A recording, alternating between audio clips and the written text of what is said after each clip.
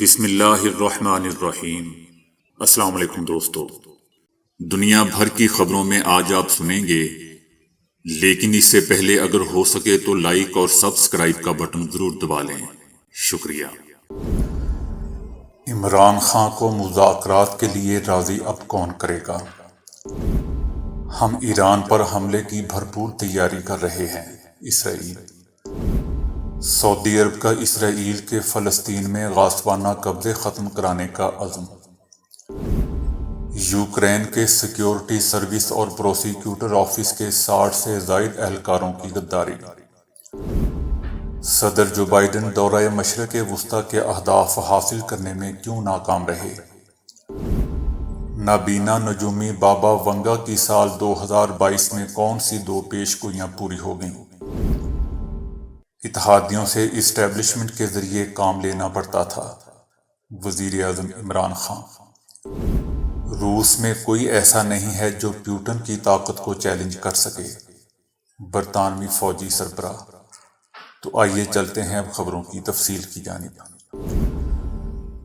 پنجاب میں صوبائی اسمبلی کی 20 نشستوں پر ہونے والے ضمنی انتخابات میں پاکستان تحریک انصاف 15، مسلم لیگ نون 4 جبکہ 1 نشست پر آزاد امیدوار کامیاب ہوا ہے۔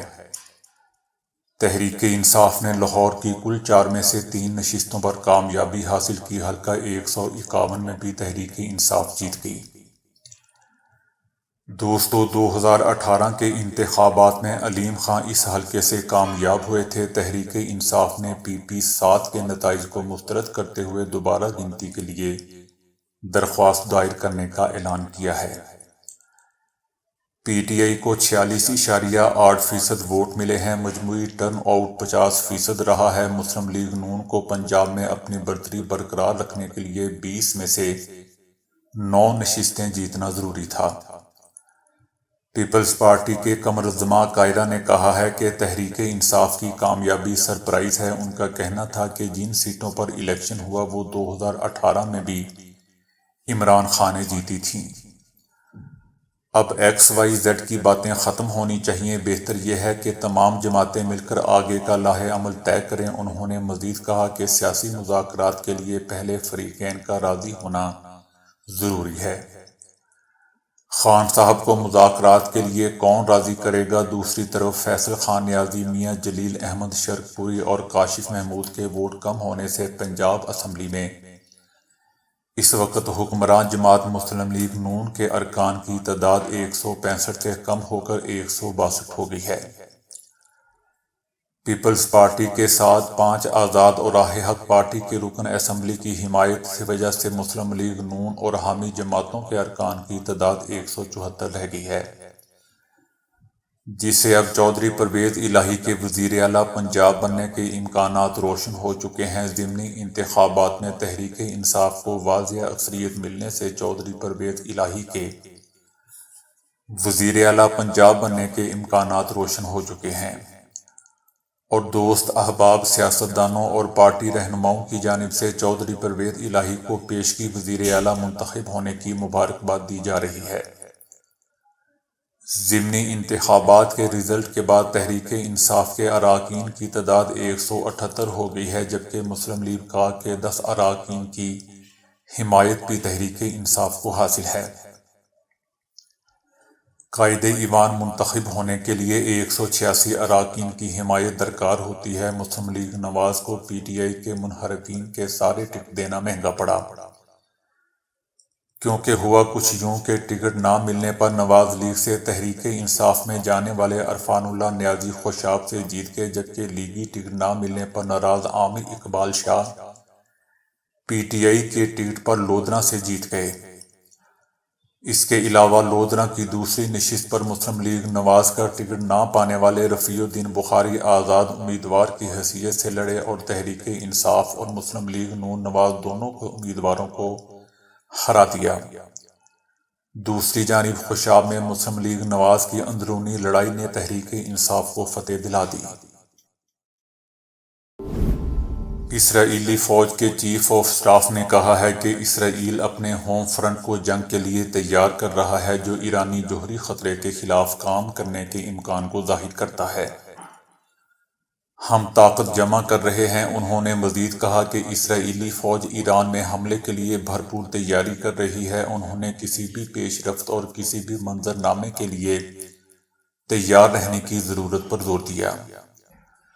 انہوں نے مزید کہا کہ ایرانی جوہری پروگرام کے خلاف فوجی آپریشن قومی سلامتی اور اسرائیلی فوج کی تیاریوں کے مرکز میں ہے۔ بہت سے وسائل مختص کرنا، مناسب ہتھیاروں کا حصول، انٹیلی جنس کا حصول اور تربیت جیسے امور پر کام ہو رہا ہے۔ اسی تناظر میں اسرائیلی وزیر اعظم یائر لپیڈ نے تصدیق کی کہ انہوں نے امریکی صدر جو بائیڈن پر جوہری معاہدے کی مخالفت واضح کر دی ہے۔ انہوں نے جو بائیڈن کے دورے کو تاریخی قرار دیا اور کہا کہ اس دورے کے سیاسی، اقتصادی اور سیکیورٹی کے اثرات ہوں گے۔ امریکی صدر جو بائیڈن اور اسرائیلی وزیر اعظم کی جانب سے ایران کے ساتھ سفارتی کوششوں پر طویل بحث کے اختتام پر ایران کو جوہری ہتھیار حاصل کرنے سے روکنے کے مشترکہ عہد پر دستخط کرنے کے بعد سامنے آئی ہے۔ صدر جو بائیڈن نے ایران کے خلاف طاقت کے استعمال کو آخری آپشن قرار دیا۔ ایران اور بڑی طاقتوں کے درمیان دوستوں جوہری مذاکرات گزشتہ سال اپریل سے ویانا میں شروع ہوئے تھے۔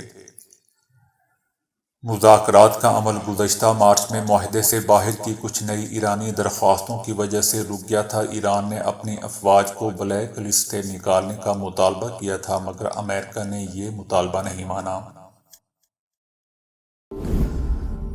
فلسطینی صدر محمود عباس نے شاہ سلمان بن عبدالعزیز اور ولی عہد شہزادہ محمد بن سلمان کا فلسطینی عوام کے ساتھ کھڑے رہنے اور یکجہتی کے اظہار پر دلی شکریہ ادا کیا ہے۔ انہوں نے جدہ سیکیورٹی اینڈ ڈیولپمنٹ اجلاس کے دوران فلسطینی عوام کے قومی حقوق کی حمایت جاری رکھنے اور فلسطینی کاز کی تائید اور حمایت کرنے، نیز اسرائیل کے غاصبانہ قبضے کو ختم کرانے کا عزم ظاہر کرنے اور خود مختار فلسطینی ریاست کے قیام اور مشرقی بیت المقدس کو اس کا دارالحکومت بنوانے کی مہم جاری رکھنے پر دونوں رہنماؤں کا شکریہ ادا کیا۔ اس کانفرنس کی بدولت عرب دنیا میں امن و استحکام اور معیشت مضبوط ہوگی اور علاقائی اور بین الاقوامی سطح پر سعودی عرب کا قائدانہ کردار آگے بڑھے گا۔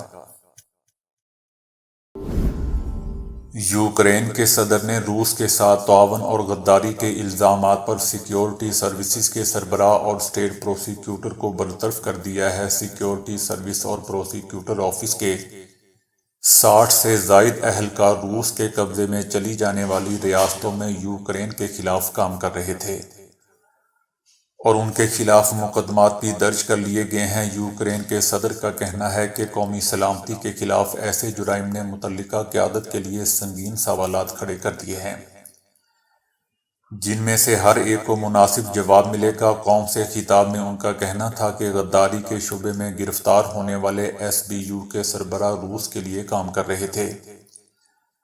یوکرینی صدر نے یہ انکشاف بھی کیا کہ انہوں نے اعلیٰ سیکیورٹی اہلکار کو اسی وقت برخاست کر دیا تھا جب روس نے حملہ کیا، تاہم اس کو منظر عام پر اب لایا گیا ہے۔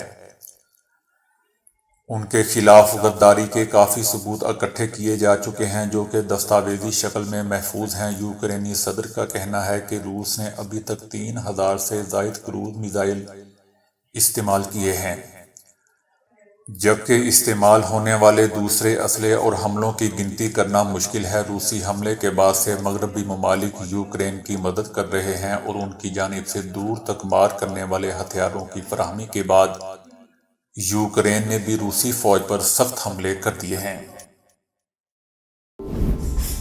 ایران نے کہا ہے کہ امریکہ ایرانوفوبیا کا شکار ہے۔ اسی ایرانوفوبیا کی وجہ سے صدر جو بائیڈن نے اپنے دورہ مشرق وسطیٰ کے دوران علاقائی سطح پر کشیدگی پیدا کی، جو کچھ ریاستی میڈیا کہہ رہا ہے جو بائیڈن کے دورے کا رد عمل ہے۔ جو بائیڈن نے مشرق وسطیٰ میں 4 دن گزارے اور اس دوران اپنے جاری کردہ بیان میں ایران کو جوہری صلاحیت کے حصول سے روکنے کا کہا گیا۔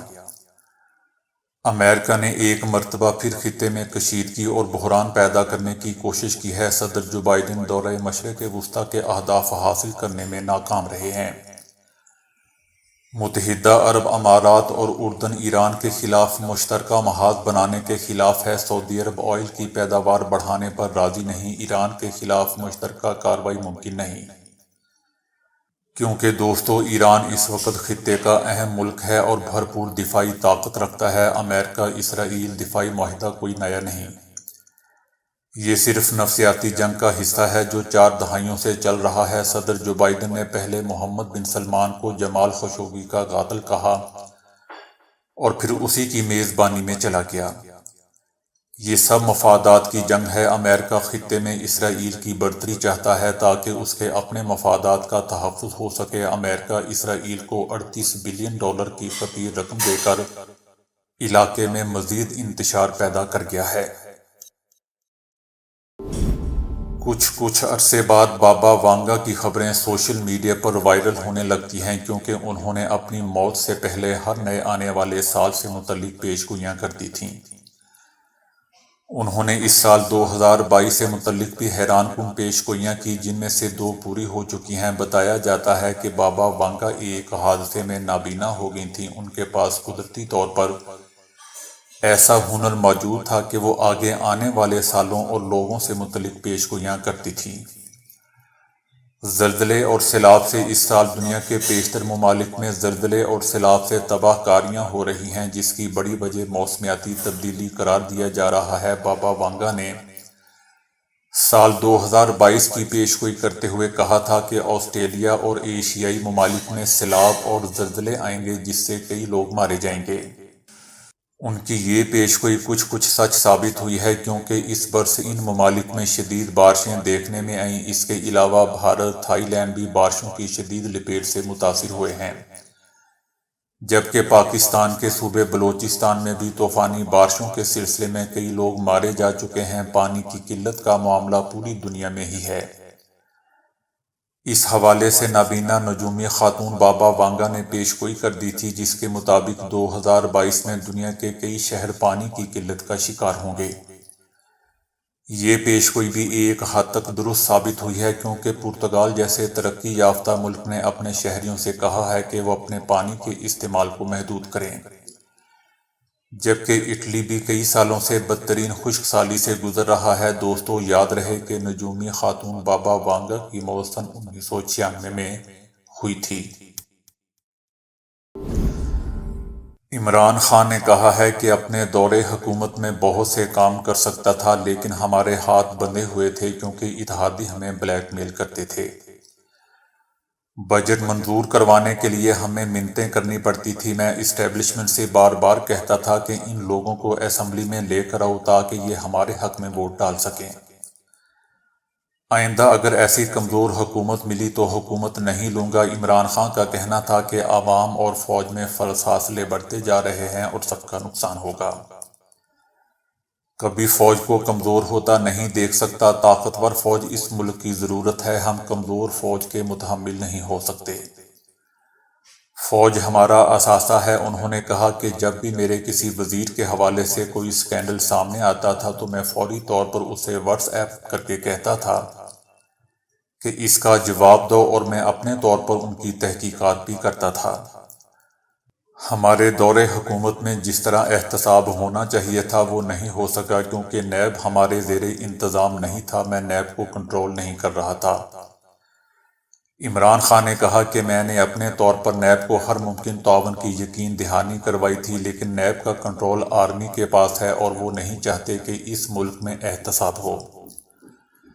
ان کے لیے کرپشن اتنی بری چیز نہیں تھی اور یہی سب سے بڑی بدقسمتی تھی۔ انہوں نے کہا کہ آئندہ اگر مجھے اسی طرح کی حکومت ملی جیسے اس سے پہلے ملی تھی تو میں اقتدار نہیں سنبھالوں گا کیونکہ آپ ایک کمزور اتحادی حکومت میں بڑے فیصلے نہیں کر سکتے۔ آپ کے ہاتھ میں کچھ نہیں ہوتا اور جن کے ہاتھ میں ہوتا ہے وہ اگر احتساب نہیں چاہتے تو آپ کچھ بھی نہیں کر سکتے۔ برطانوی فوج کے سربراہ کا کہنا ہے کہ کنزرویٹو پارٹی آج کل اپنا نیا لیڈر چننے میں مصروف ہے تاکہ بورس جانسن کا جانشین سامنے آ سکے۔ میں اس حوالے سے یہ کہوں گا کہ ہمارے نئے لیڈر کو معلوم ہونا چاہیے کہ روس برطانیہ کے لیے کئی دہائیوں کے بعد سب سے بڑے خطرے یا چیلنج کے طور پر سامنے آیا ہے۔ ایک پیشہ ور سپاہی کے طور پر ہم روس میں ایک مضبوط رجیم دیکھتے ہیں۔ پیوٹن اپنے کسی طرح کی مخالفت کو ملیہ میٹ کرنے کی اہلیت رکھتا ہے۔ روس کی اعلیٰ قیادت میں کوئی بھی ایسا نہیں ہے جو پیوٹن کو چیلنج کرنے کی ہمت کر سکے۔ یقیناً یہ ایک تاریک پہلو ہے۔ برطانوی فوجی سربراہ کا کہنا تھا کہ یوکرین میں روس کی زمینی افواج شاید اب زیادہ خطرہ نہیں ہے۔ دوستو، یاد رہے کہ اب تک یوکرینی جنگ میں 50,000 روسی فوجیوں کے مارے جانے کی اطلاع ہے، جبکہ 1,700 روسی ٹینک تباہ ہو چکے ہیں اور 4,000 فوجی بختر بند گاڑیاں تباہ ہونے کا اندازہ ہے۔ تاہم برطانوی فوجی سربراہ کا کہنا تھا کہ روس ایک جوہری طاقت ہے۔ وہ سائبر صلاحیت سے بھی لیس ہے، خلائی حوالے سے بھی اس کی کامیابیاں موجود ہیں، حتیٰ کہ گہرے پانیوں کے نیچے بھی اس نے کیبل بچھا رکھی ہیں۔ جرمن فیڈرل سینٹر برائے نیوٹریشن نے کہا ہے کہ آڑو شوگر کے مریضوں کے لیے بہت زیادہ مفید ہے۔ آڑو وٹامنز اور معدنیات کا خزانہ ہے۔ اس میں وٹامن اے، بی، سی، ای اور کے جیسے طبی مرکبات پائے جاتے ہیں۔ اس کے علاوہ آڑو میں پوٹاشیم اور میگنیشیم کی بڑی مقدار بھی موجود ہوتی ہے۔ 100 گرام آڑو میں 48 کیلوری ہوتی ہے۔ اس میں تقریباً کوئی چربی نہیں ہوتی، جبکہ تقریباً 9 گرام چینی ہوتی ہے۔ آڑو میں موجود وٹامن اور معدنیات مدافعتی نظام کو مستحکم کرنے میں مدد دیتے ہیں، قلبی نظام کی صحت کو بڑھاتے ہیں اور دل کی بیماریوں سے محفوظ رکھتے ہیں۔ آڑو میں ایسے مادے اور وٹامن ہوتے ہیں جن میں اینٹی آکسیڈنٹ اثر ہوتا ہے جو آزاد ریڈیکل کے نام سے جانے جاتے ہیں۔ یہ تیزی سے ڈھلتی عمر کی رفتار کم کرتے ہیں اور بڑھاپے کو روکتے ہیں۔ آڑو غذائی ریشہ سے مالا مال ہوتا ہے جو ہاضمہ کے عمل کو تیز کرتا ہے اور لمبے عرصے تک بھوک محسوس کرنے میں مدد کرتا ہے۔ آڑو میں غذائی ریشہ خون میں شوگر کی سطح کو ایڈجسٹ کرتا ہے اور اس سے شوگر سے بچانے میں بھی مدد مل سکتی ہے۔ پوری دنیا میں صحت کی فکر رکھنے والے افراد اپنی غذا کا خاص خیال رکھتے ہیں، جن میں کھانے کی مقدار، غذائیت اور کیلوریز شامل ہیں۔ اب اس کام کے لیے ایک سمارٹ پلیٹ بنائی گئی ہے جو ایک ہی وقت میں 10,000 سے اوپر کھانے پہچان سکتی ہے۔ اس کا وزن کرتی ہے، غذائیت اور کیلوریز کا احوال بتاتی ہے۔ دنیا کی اس پہلی ذہین پلیٹ کو سمارٹ پلیٹ ٹاپ ویو کا نام دیا گیا ہے۔ دوستو، اس پلیٹ سے خوراک میں پروٹین، کاربوہائیڈریٹس، کیلوریز اور چکنائیوں کا اندازہ لگایا جاتا ہے۔ اس کام میں چند سیکنڈ لگتے ہیں۔ مکہ مکرمہ میں جبل النور پر غار حرا کے لیے کیبل کار نصب کرنے کے منصوبے پر غور کیا جا رہا ہے۔ غار حرا کی پہاڑی پر کیبل کار نصب کرنے کا فیصلہ کیا گیا ہے تاکہ آنے والے زائرین کو غار حرا میں جانے میں سہولت میسر ہو۔ دوستو، جبل النور وہ پہاڑی ہے جس کی چوٹی پر غار حرا واقع ہے، جہاں سے نور نبوت کا آغاز ہوا تھا اور نبی کریم صلی اللہ علیہ وسلم پر پہلی وحی نازل ہوئی تھی۔ بھارت میں ایک بدبخت بیٹا اپنی 90 سالہ کورونا کی مریض ماں کو مرنے کے لیے جنگل میں چھوڑ آیا۔ بھارتی میڈیا کے مطابق یہ انسانیت سوز واقعہ بھارتی ریاست مہاراشٹر کے شہر اورنگ آباد کے نواحی علاقے میں پیش آیا، جہاں یہ خاتون نیم مردہ حالت میں جنگل میں پڑی محکمہ جنگلات کے اہلکاروں کو ملی اور انہوں نے اسے فوری طور پر ہاسپٹل میں پہنچایا۔ ہاسپٹل میں ہوش میں آنے کے بعد خاتون نے بتایا کہ مجھ میں کورونا کی تشخیص ہوئی تھی، جس پر اس کا بیٹا اسے اٹھا کر جنگل میں پھینک گیا۔ پولیس نے خاتون کے بیٹے کے خلاف مقدمہ درج کر کے اس کی تلاش شروع کر دی ہے۔ پولیس کے مطابق خاتون 1 گھنٹے تک جنگل میں لاوارث پڑی رہی، تاہم وہ خوش قسمت تھی کہ محکمہ جنگلات کے اہلکاروں کی نظر اس پر پڑ گئی اور وہ اسے ہاسپٹل لے آئے۔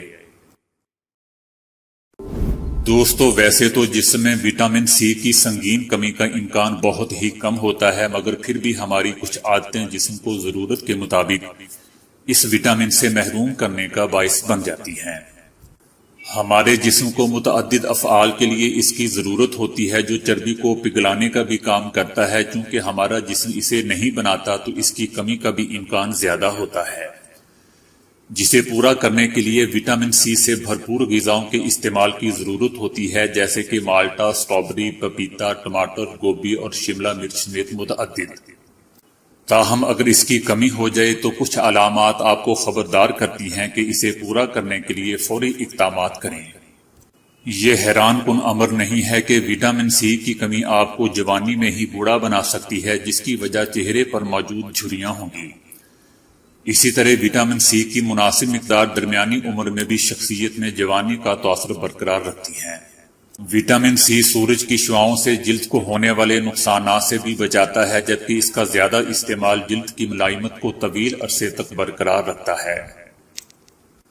وٹامن سی کی شدید کمی کے نتیجے میں بالوں کی نشو و نما متاثر ہوتی ہے اور وہ عجیب طریقے سے نظر آنے لگتے ہیں، جو کہ بہت نازک اور آسانی سے ٹوٹ جاتے ہیں۔ اگر آپ کے بال ماضی میں گھنے تھے مگر اب نازک اور کمزور ہو چکے ہیں تو یہ وٹامن سی کی شدید کمی کا نتیجہ ہو سکتی ہے۔ اگر جسم میں وٹامن سی کی کمی ہو تو مسوڑھے سب سے زیادہ متاثر ہوتے ہیں، ان میں زیادہ خون بہنے لگتا ہے کیونکہ وٹامن سی زخم بھرنے میں مدد دیتا ہے۔ اسی طرح وٹامن سی میں موجود اینٹی آکسیڈنٹس مسوڑھوں کو سوجن سے بچاتے ہیں۔ دانتوں کے ارد گرد ایک جھلی ہوتی ہے جو کہ اسے مضبوط بنانے کا کام کرتی ہے۔ اس جھلی یا ٹشو کو وٹامن سی کی ضرورت ہوتی ہے تاکہ وہ صحت مند رہ سکیں۔ اس وٹامن کی کمی کے نتیجے میں دانت جوانی میں ہی ٹوٹ سکتے ہیں۔ ہر وقت تھکاوٹ متعدد امراض اور اجزاء کی کمی کی علامت ہو سکتی ہیں، مگر اس کے ساتھ اگر مزاج میں چڑچڑا پن بھی طاری ہو تو یہ وٹامن سی کی کمی کی نشانی ہو سکتا ہے۔ وٹامن سی جسمانی توانائی اور مزاج کو خوشگوار رکھنے میں اہم کردار ادا کرتا ہے۔ اس کے علاوہ اگر آپ کے ناخن نازک اور آسانی سے ٹوٹ جاتے ہیں تو یہ بھی وٹامن سی کی کمی کی نشانی ہو سکتا ہے۔ اس کے علاوہ دوستو وٹامن سی کی کمی خون کی کمی کا باعث بھی بن سکتی ہے۔ تو دوستو ابھی کے لیے اتنا ہی۔ ویڈیو کو لائک اور شیئر کرنے کا بہت بہت شکریہ۔